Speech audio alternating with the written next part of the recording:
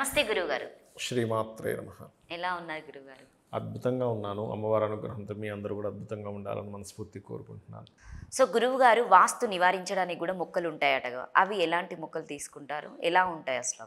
వాస్తు నివారించడానికి ప్రత్యేకంగా మొక్కలను కాదు. ఇక్కడ ఏంటంటే మొక్కల్ని పెంచుకోవడం మంచిది ఇంట్లో, గుర్తుపెట్టుకోండి. ఓకే. ఇప్పుడు ఈ మొక్కలు ఏ దిశలో ఉంటే మంచిది అనేటువంటిది ఉంది. అవును. చిన్న ఎగ్జాంపుల్ చెప్తాను చూడండి మీకు. ఇప్పుడు కళ్ళజోడు ఉందమ్మా. కళ్ళజోడు కళ్ళకి పెట్టుకుంటేనే మీకు దాని ఉపయోగం. తల మీద పెట్టుకుంటానో, భుజానికి తగిలించుకుంటానో, జేబులో పెట్టుకుంటానో ఉపయోగం లేదు కళ్ళజోడు. అవునా? అవును.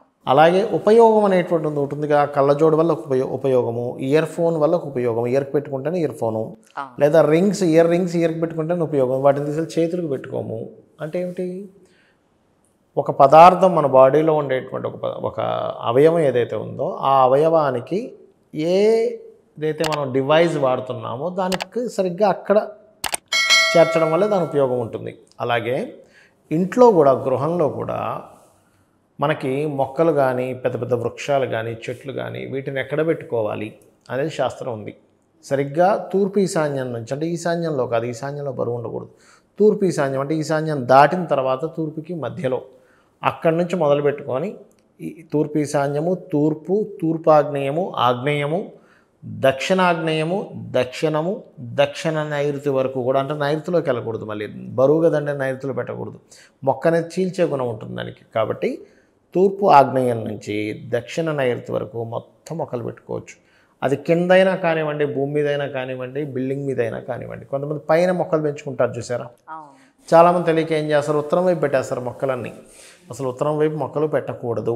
ఎందుకంటే ఒకటి బరువు, రెండు అక్కడ ఎయిరీ ఎలిమెంట్ కరెక్ట్ కాదు. అక్కడ ఎయిరీ ఎలిమెంట్ మనీని బ్లాక్ చేస్తుంది. అందుకని మొత్తం బిల్డింగ్లో తూర్పు నుంచి దక్షిణ నైరుతి మధ్యలో పెట్టుకోండి. తూర్పు ఈశాన్యం నుంచి దక్షిణ నైరుతి మధ్యలో.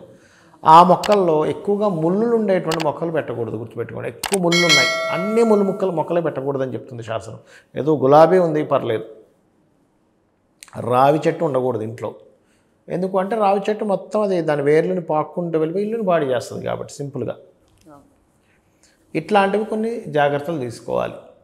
అంతేగాని అంటే ఏమిటి, కొన్ని మొక్కలు ఏమిటి అంటే వాటి ద్వారా మొక్కకున్నటువంటి గుణం ఏమిటి అంటే ఆ ఎయిర్ ఏదైతే ఉందో అవి దగ్గరగా ఉంటే ఆరోగ్యం బాగుంటుంది. అందుకని వనమూలిక సంబంధించినటువంటి మొక్కల్ని పెంచుకోవాలని చెప్తుంది. అందులో ప్రత్యేకంగా ఈ యొక్క ఏదైతే ఎక్కువ ముళ్ళులు ఉండేటువంటి మొక్కలు, అన్ని ముళ్ళులు ఉండే మొక్కలు పెంచుకోకూడదు. కాస్త గొడవలు ఎక్కువ అవుతాయని చెప్తూ ఉంటారు శాస్త్రంలో. ఈ జాగ్రత్త తీసుకోవాలి మొక్కల విషయంలో.